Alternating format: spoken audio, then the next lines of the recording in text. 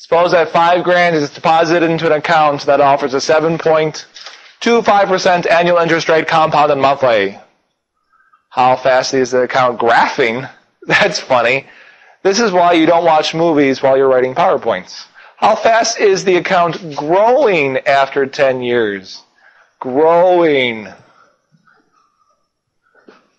Unless it's getting a skin graph, but I don't think that's what I meant.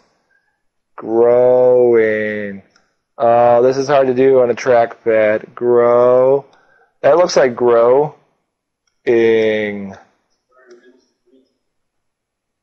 Yes. I drew a little heart. Because we're still in February. We have a compound interest problem, which everyone remembers. So remember, I think we used I in this class. Is that correct? Okay. So before we can start this problem, we have A equals P times 1 plus I to the n power. So we really have, for us, 5,000 times 1 plus what? 0.0725 over 12 raised to the 12 times t.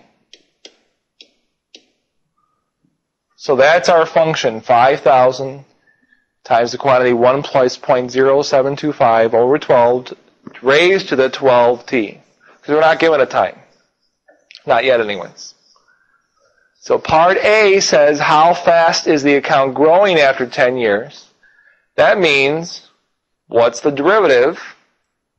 And then plug in 10. So we have to take the derivative of this guy and plug in 10. Part A. So we're really finding A prime of t. The reason it's A of t in the first place is because now the account's in terms of time. A prime of t says the rate at which the account is growing with respect to time. What happens to that 5,000, Lindsay Lohan? Nothing, because it's a number times a function. So that 5,000 sticks around. Our A here is 1 plus this fraction. Our G of x is 12t. So we're going to use the third rule over here. So remember, we first get back what we start with. 1 plus 0.0725 over 12 raised to the 12t times the natural log of what? Pray tell. Okay, what's A? There it is. The natural log of the base. Natural log of 1 plus 0.0725 over 12 times someone else. What's the derivative of the exponent? 12. Isn't that pretty? It's gorgeous. Yes. Gentlemen, I think she's single. Yes. But that's not the answer. We need to now stick in 10. Well, we only have one little t, this guy right here. Boop. So we need to find A prime of 10. So remember, anytime you're evaluating the derivative of a number, find the derivative and then stick in that number. I'll give you a hint.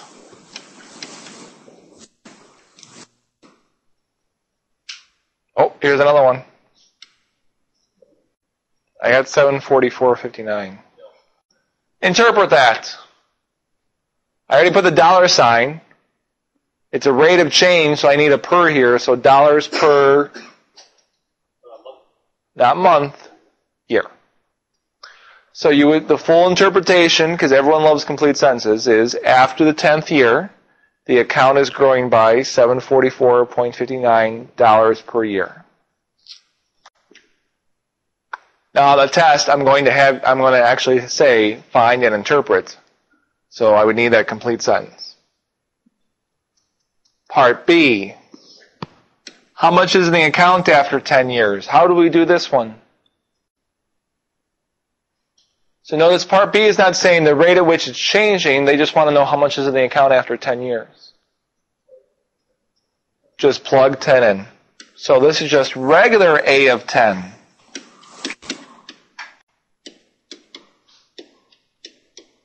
So please know the difference. Part A was the rate of change, rate at which it's growing at 10 years. Part B is just saying what's happening at 10 years. I don't have the answer to this one. 10301.16.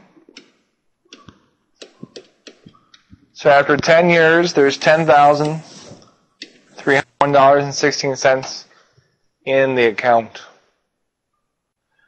All right. Part C, use these values to approximate the amount of the account after 11 years.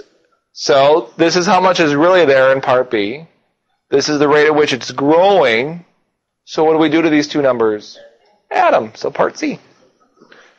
So I'm going to write it formally. A of 11 is approximately A of 10 plus A prime of 10. We're going to see that expression in an upcoming chapter. So A of 11 is approximately A of 10, 10,301.16, plus A prime of 10, 744.59. And what do we get? 11,045? 75? Thank you. So after 11 years, there's approximately $11,445, and 75 cents. And then in Part D, what is the actual amount? We will just put in 11 in for A of T. Just like we put in 10 in for A of 10 in Part B. What do we get? 32? Can anyone else confirm that? Thank you. So we were off by about $30. Not bad, I guess. Now keep in mind our function's exponential, and exponential means that it grows quickly. So using the 10-year rate to approximate anything other than the next year wouldn't be that good. Because remember, in a bank account, since it's exponential, it grows according to how much you have there. So the 11-year rate would be a lot more than the 10-year rate. A lot more mean relatively, I should say. Okay? So doing long-term predictions with a fixed rate at 10 years, not advisable. But just predicting the next year, okay. We're off by 30, that's okay.